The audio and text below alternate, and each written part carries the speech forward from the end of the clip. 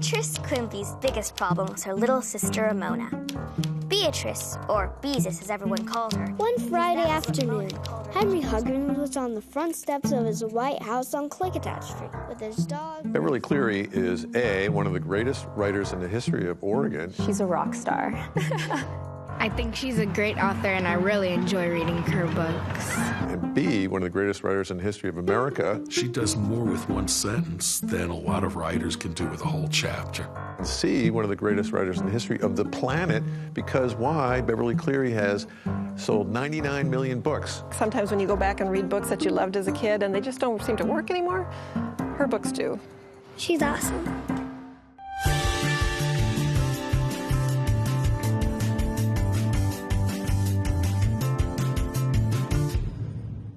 Support for Discovering Beverly Cleary is provided by the Kinsman Foundation, Kay Kitagawa and Andy Johnson Laird, Sharon and Keith Barnes, Oregon Arts Commission, Ronnie Lecroute, Weiss Foundation, and the following, and viewers like you.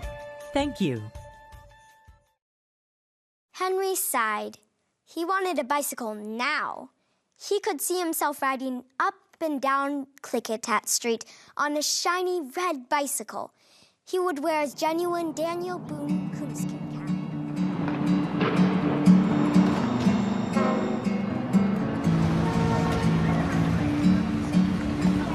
I know when I first moved to Portland and I was walking my dog down the street, Klickitat Street. Where do I know Klickitat Street? That's a funny name. And then I realized that Ramona and Beezus and Henry all lived on Klickitat Street. And I thought, my gosh, I never thought that was a real place. I thought it was Generica. It seemed so much like where I was growing up, even though I was growing up in a big city, Brooklyn, New York. And I went and got out a lot of books from the library, started rereading them, and all of a sudden I realized I'm in Beverly Cleary's neighborhood. Beverly Cleary is an award-winning author whose books have been treasured by millions of young readers. At age 99, she sat down with us for a rare look back on her life and celebrated career. Well, it was just work that I enjoyed. I could do it at home, and I didn't have to catch a bus. She created characters who've been loved by 3 generations: Ramona Quimby and her big sister Beezus, Henry Huggins, Ralph S. Mouse and his motorcycle, Socks the cat, and many more. When someone hears the name Beverly Cleary, it immediately evokes this emotional response of, I learned to read with her books, or I remember her characters. I mean, it's pretty amazing how many millions of lives she's touched with her stories. Socks rolled over on his back and swiped at her with one white paw. She is a woman who wrote about kids that weren't being written about. I love that middle-class family. The family felt very much like my family. So I would say that she was a person that pushed boundaries in her time.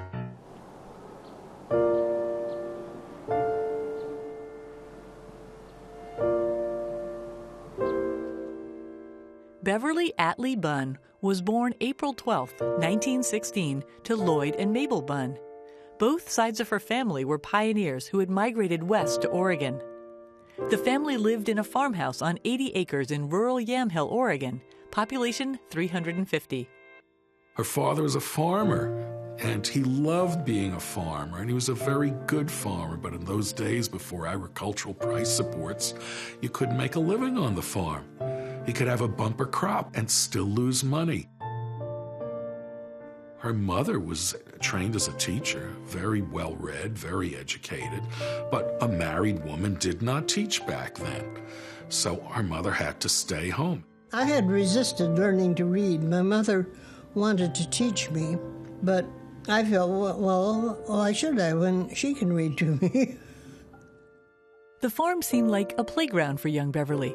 Both parents were busy, and she was free to wander and explore.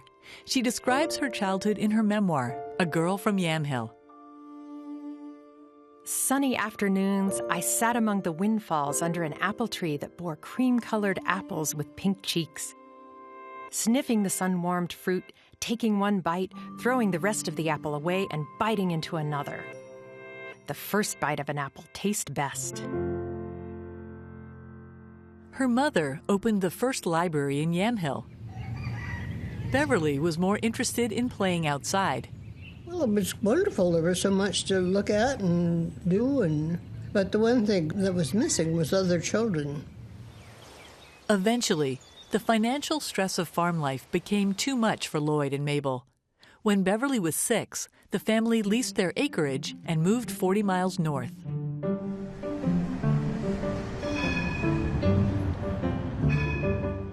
Portland, city of regular paychecks, concrete sidewalks, streetcars, a library with a children's room, buildings so high a 6-year-old almost fell over backward looking at the tops.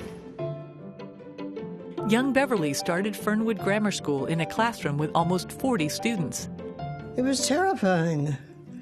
I'd never associated with all those children. She still didn't know how to read.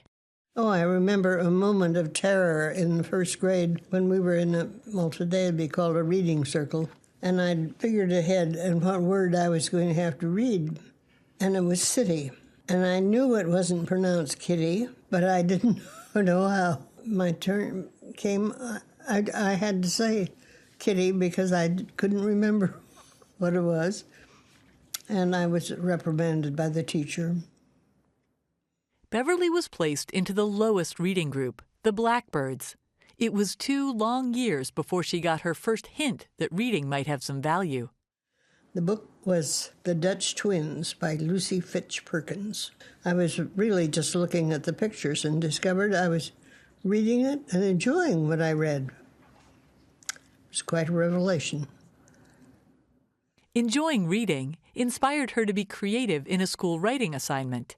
And I got carried away and made up quite a tale about giving my pet chicken to feed the troops. The teacher said that mine was the only one acceptable and I didn't have to do it over. And I felt pretty smug about that. When the school librarian, Miss Smith, suggested that she should consider becoming a writer, Beverly felt like she had found her path. But the summer before she started high school, her father lost his job. Oregon, along with the rest of the country, was reeling from the stock market crash of 1929. We were locked in the grip of the Great Depression. It was very sad, the number of men who would come around door to door trying to sell pencils. My mother and I reached the point where we'd hide when we saw them coming. We couldn't face them because we didn't have money for the extra pencils. Her mother insisted that Beverly find a way to support herself if she planned to become a writer. The young woman who had refused to learn to read chose a career as a librarian. Once she graduated from the University of Washington, she became a youth services librarian. Her first position was at a library in Yakima, which is in the eastern side of the state of Washington. That's where I learned to write for children. Standing up and telling the story. I didn't read the story, I told it. After a year in Yakima, she married Clarence Cleary and became Beverly Cleary. When the couple bought a home in Berkeley, California with a spare room, it was finally time to try writing. On January 2nd, 1949, I gathered up my typewriter, freshly sharpened pencils, and the pile of paper, and sat down at the kitchen table we had stored in the back bedroom. Write, and no backing out, I told myself. I expected to write about the maturing of a sensitive female, and I sat down,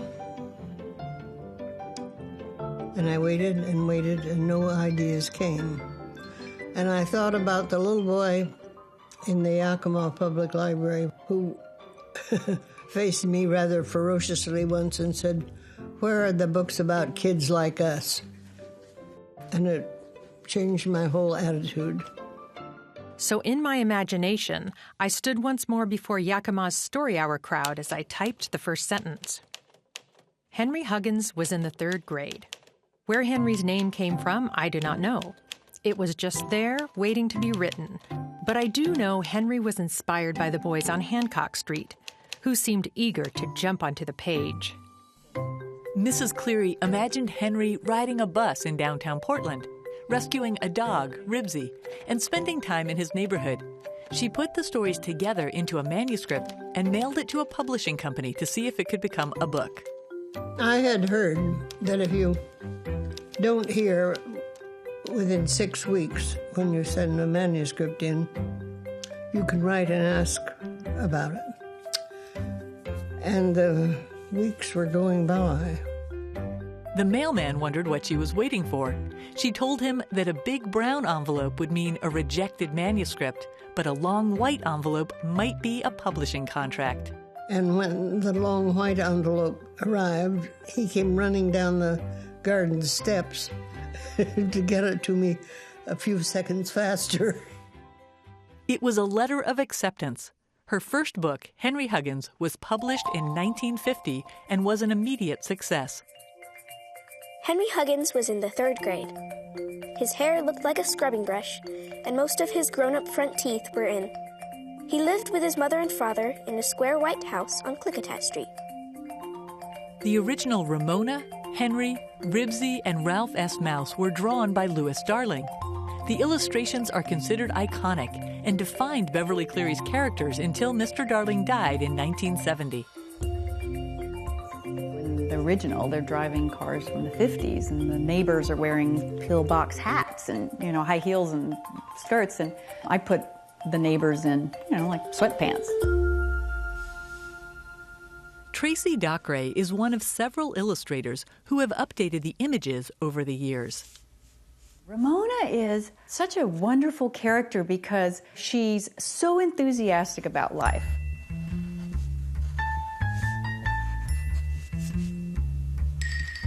And she wants to do the right thing.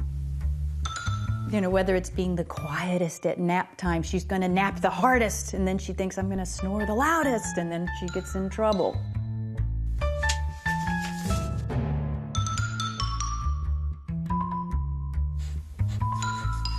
I like that she's flawed, and I like that she really feels so many different emotions for us. Tracy was commissioned to re-illustrate The Mouse and the Motorcycle. Before she started, she received a card from Beverly Cleary. And I opened it up and it said, Super, you're doing the next books, but your mouse ears are too big. You need to get a mouse model. Oddly enough, I'm walking down the sidewalk with my children to nursery school, and on the sidewalk is a small gray baby mouse. And I knew that this little baby mouse was going to get squished like a bug on the sidewalk at 5th Avenue. And he became my mouse model and sat right beside my desk in a little cage for his entire life. Ramona looked skeptical. She grabbed the pencil again and wrote with a flourish. That's my name because I like it, she announced. I like to make dots and lines. What's unique to her style is the fact that she has the ability to get inside children's heads and present the worlds that they live in. Beverly was kind of the pioneer in that sort of genre of children's literature, of having characters that kids could really resonate with and just living real-life experiences. The books that Beverly Cleary was writing were revolutionary for her time because girl characters were not given that kind of freedom on the page to say what they want, to behave in the way that they want. They were supposed to be prim, proper, and nice and sweet. I do not spoil your fun, stormed Ramona. You have all the fun. I can't read, and it isn't fair. Ramona, to me, was so revolutionary. And when I encountered her when I was 8 reading, I just thought, this is the girl that I was. Someone who spoke my mind, someone who was very much a little rebellious, especially in my home with my family. So it was very refreshing to find her on the page. She's curious. She's impulsive, like children her age would be. And she feels the joy of life so much that she just bursts out with it. It's may not be polite or the thing adults would approve of, but when you have a pair of new boots and there's a mud puddle, you just have to jump through it. And every child knows that feeling. It's simply the joy of being alive. There are bits of me and Ramona and bits of other people. Look. Look.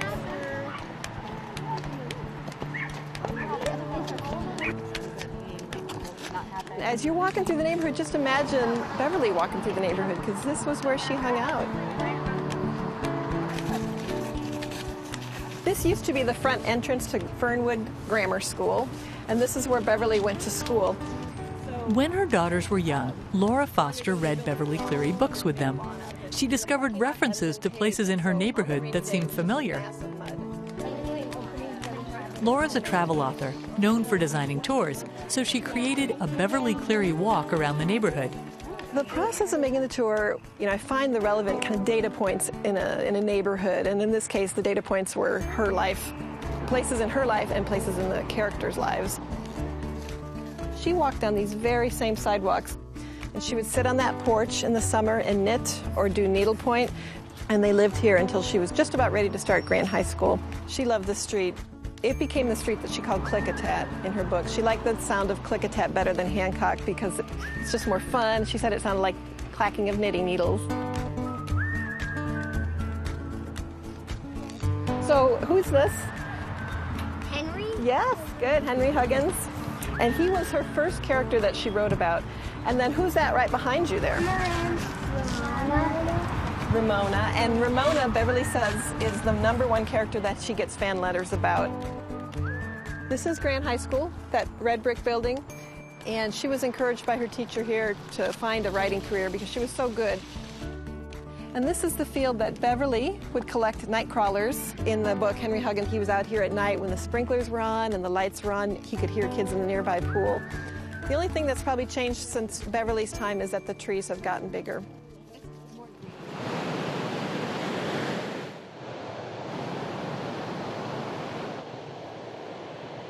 Ever since she started writing books, Beverly Cleary has lived in California, far away from the rainy streets of Portland that she remembers. I wrote in the mornings. As soon as the breakfast dishes were done, I worked until lunchtime, and then I was through for the day. It wasn't easy to work at home, especially after her twins, Malcolm and Marianne, were born. Well, I took care of the house with one hand and wrote with the other. We didn't appear to be any different than any other families that I knew. Perhaps the only difference was our mailbox was the biggest one you could buy because of the amount of fan mail that she got. My childhood is well documented. On one family trip to England, Malcolm ended up sick in bed. I was doing what small boys do with model cars and toys. I was making noises and zooming them around. And when we came home, a neighbor called me over and showed me a mouse that had fallen in a bucket in her garden. And it crossed my mind that mouse was just the right size to ride that little motorcycle. That's the kind of missing mind I have. The book, The Mouse and the Motorcycle, introduced a new character, Ralph S. Mouse, who would star in 2 other books as well as a movie. Beverly was unique among all the authors I've worked with for the 30 years I was in publishing. She's the only author that didn't have a book contract before she delivered a manuscript. By the time David Ruther started working as Beverly Cleary's editor in 1982, she'd written more than 24 books, sold millions of copies, and received acclaim. But one award had eluded her. One day she called me up and said, "I'm sending you a new manuscript." And of course I was delighted. I just arrived at Morrow. I was really eager to work with Beverly. I closed my office door, I read for a couple of hours, called her in tears. I said, "Beverly, this is absolutely amazing. I think the best thing you've ever written." And Beverly said, "Oh, thank God.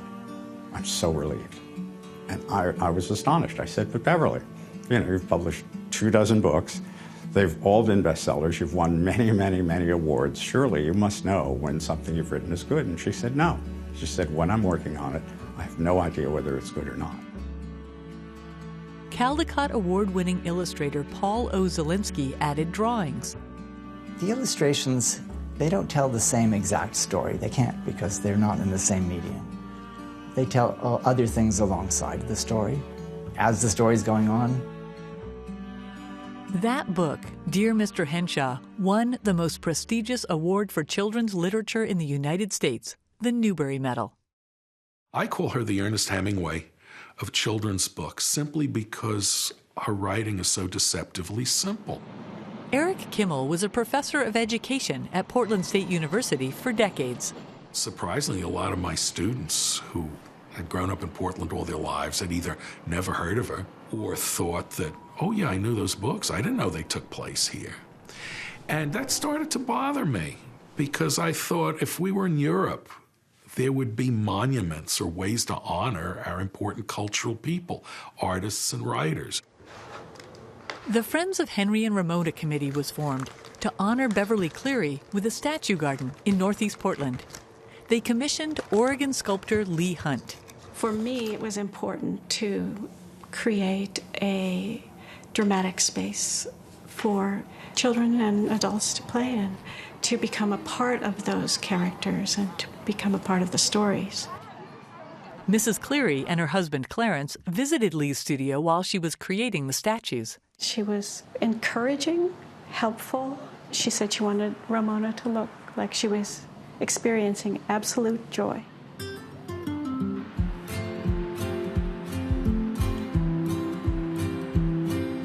That project was put together by the contributions of children and Beverly Cleary fans all over the country, in fact, all over the world. Libraries would put up penny jars in their children's library, and kids would put their pennies in the jars, and then the libraries would send us checks.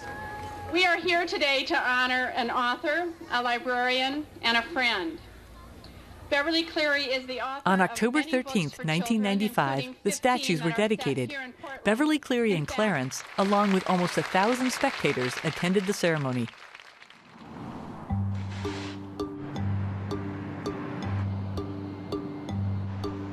I grew up reading the Ramona series. And it was such a gift to be able to recognize places in the book and feel like I was reading about someone who came from a place that I came from. Beverly's effect on me has been giving me permission to write about my hometown, my neighborhood. Writing about Portland is also trying to answer some questions that I had when I was a teenager living here about race, about class, about what it means to be a person of color living in a mostly white state. When I look at my work and reread some of hers, I'm like, oh yeah, she absolutely had an influence on me, and it stayed all those years. I was born in Cuba, but I immigrated to the U.S. when I was about 3. And my family lived very close to a branch of the local library. And so my mom used to take my brother and I there, partly so that we'd become readers, but also partly so that we would learn English better. The librarian suggested books that she thought young Anamari would enjoy. My memory is that the very first one was Beezus and Ramona. I just loved the Beezus books, the ones with Ramona, and then the Henry Huggins. I am quite sure that I have read every single one. In many ways, they were my introduction to this country. I have one more memory. It's part of why Ramona and Beezus were so special to me, and that's that in most U.S. books, the kids have blonde hair. She could be Cuban. These were kids that looked like us.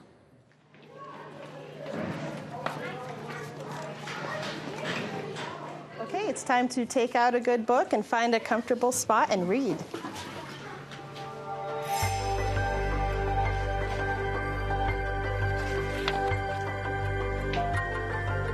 Each year, on April 12th, Beverly Cleary's birthday, schools and communities participate in Drop Everything and Read Day, which Ramona made famous. How do we get kids to fall in love with reading? How do we get them to fall in? Well, Ramona helped me fall in and kind of find my place. And so I wanted to study children's literature. I wanted to study how books like hers were able to create an entire genre. Henry Huggins was in the 3rd grade. His hair looked like a scrubbing brush, and most of his grown-up front teeth were in. He lived with his mother and father in a square white house on Klickitat Street. The books that she wrote in the 50s are still, I think, read and loved by people as much as they were then. And that's extraordinary. Beverly Cleary's books are enjoyed around the world and have been translated into more than 14 languages. And in 2000, Beverly Cleary was designated a Library of Congress Living Legend. Just 3 years later, she was awarded a National Medal of Arts by President George W. Bush. Beverly Cleary is one of the most significant children's writers in the whole pantheon of American children's literature. She just had so many stories and ideas that she needed to share and characters that she wanted to share. And I think that was her destiny, to share those children and those stories with generations of children. I just have a good memory. And I think it was probably living 6 years on a farm where I didn't have a lot of distractions. I learned by observing and remembering. It's about Mrs. Cleary, because without her, we would not have these wonderful books. And it's wonderful books that inspire children to be readers. When you reread Beverly Cleary's in your 40s and 50s and 60s, it's just as good as the first time. The young woman from Yamhill, Oregon, who started school in the lowest reading group, changed writing for children forever. Oh yes, it's been happy all the way. I've had a long and exceptionally happy career.